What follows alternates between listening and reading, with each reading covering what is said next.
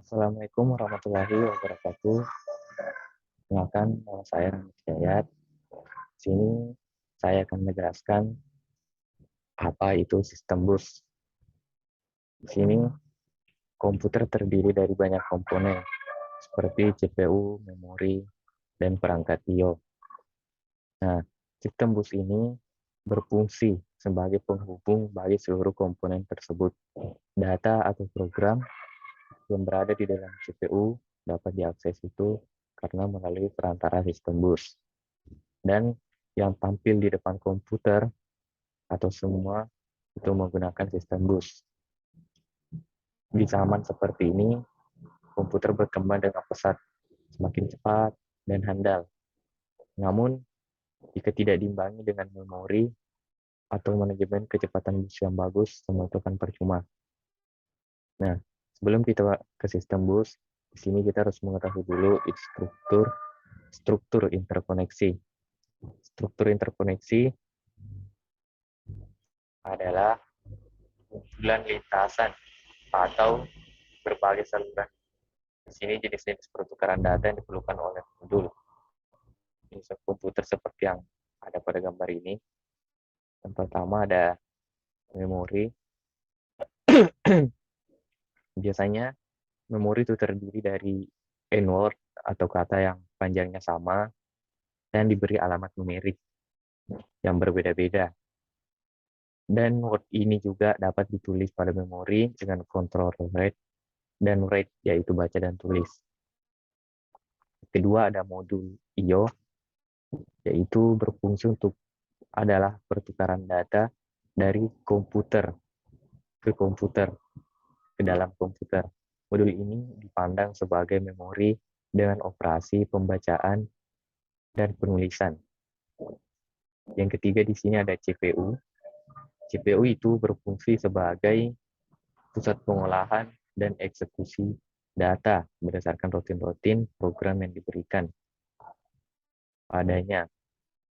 CPU ini yang mengendalikan semua sistem komputer, sehingga dia mempunyai koneksi ke semua modul-modul yang ada di dalam sistem komputer.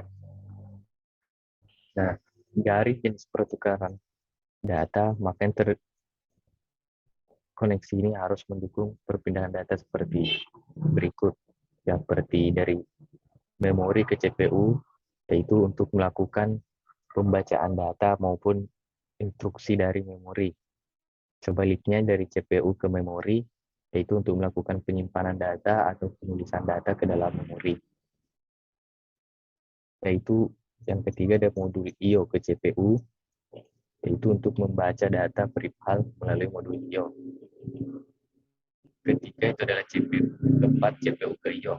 Di sini CPU berguna untuk mengirimkan data ke perangkat perihal melalui modul I/O. Selanjutnya kita masuk ke dalam interkoneksi bus. Nah, interkoneksi bus adalah lintasan komunikasi. Ini lintasan yang ada di sini yang berfungsi untuk menghubungkan dua atau lebih komponen komputer. Sifat pentingnya atau syarat utama bus itu adalah media transmisi yang dapat digunakan bersama. Di sini dia digunakan bersama-sama untuk menjalankan program yang terhubung satu sama lain. Nah, karena digunakan bersama-sama, maka itu diperlukan juga aturan mainnya. Aturan main agar tidak terjadi tabrakan data dan menghindari kerusakan data. Struktur bus. Di sini ada bagian struktur bus. Biasanya tergantung sih.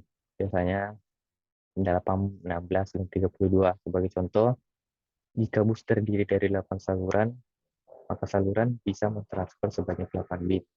Jika 16, maka dia bisa mentransfer 16 dalam satu kali. Nah, di sini ada 3 bagian-bagian penting yang ada pada struktur bus. Yang pertama itu ada control lines, address line, data lines, atau biasanya dibilang control bus, address bus, dan data bus. Nah,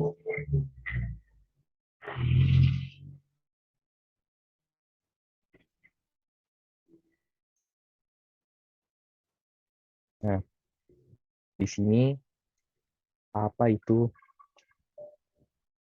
address bus? Saya akan jelaskan address bus. Address bus adalah saluran data.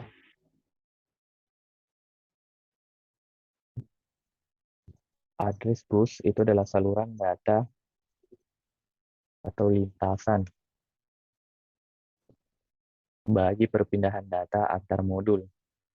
Ini data busnya itu untuk sebagai lintasan agar data bisa diantar dari modul,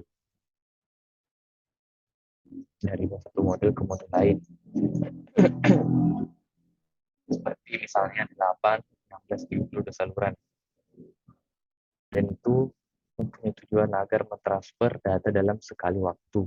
Jumlah bit di sini tergantung satuan bit, misal lebar bus 16 bit, 32, dan 8.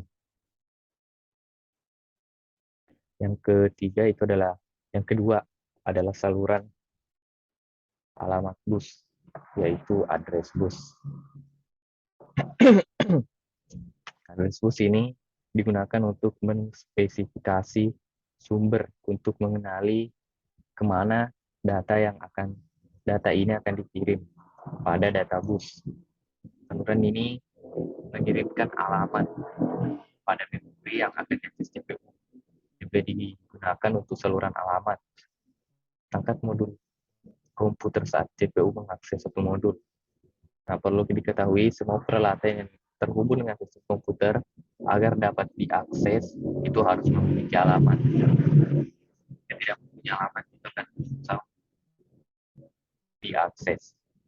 Misal untuk mengakses Portio, maka port harus mempunyai alamat hardware-nya atau pokoknya alamatnya.